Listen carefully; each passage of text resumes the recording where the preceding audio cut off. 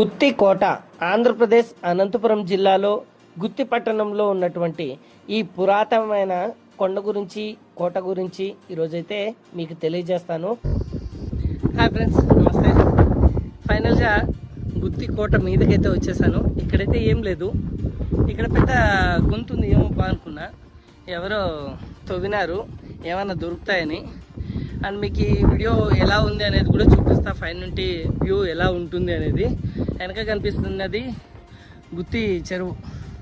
And ఇటువైపు వస్తే ఇటువైపు అది నేషనల్ హైవే టువర్డ్స్ హైదరాబాద్ ఇలా వెళ్తుంది, టువర్డ్స్ బెంగళూరు ఇలా వెళ్తుంది.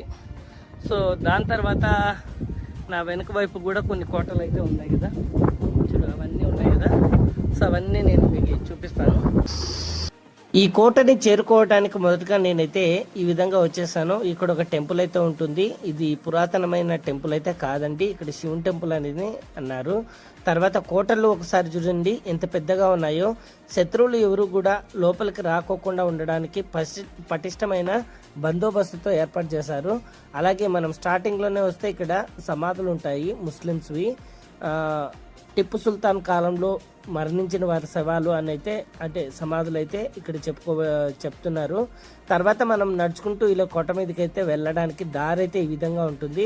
ఆల్మోస్ట్ అప్ అయితే చాలా ఉంటుంది. ఎవరైనా చిన్నపిల్లలు లేదా వృద్ధులు వస్తుంటే మీరు తినుబండారాలు లేదా వాటర్ అయితే తప్పనిసరిగా క్యారీ చేయాలి. ఎందుకనంటే పైన ఏమీ కూడా ఉండవండి, ఆఖరికి వాటర్ కూడా దొరకవు.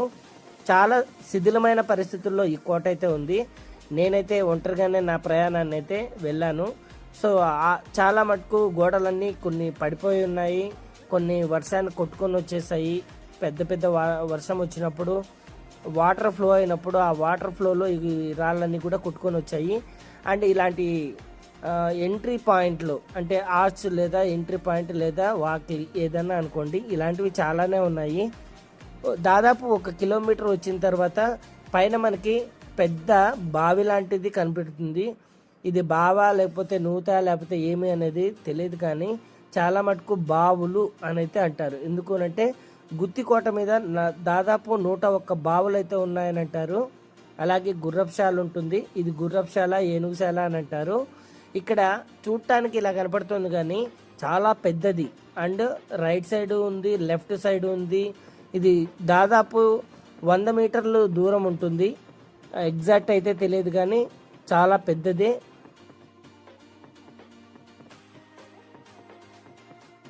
ఇదంతా కనపడుతుంది కదా, ఇదంతా గుర్రపుశాల లేదా ఏనుగులశాల అని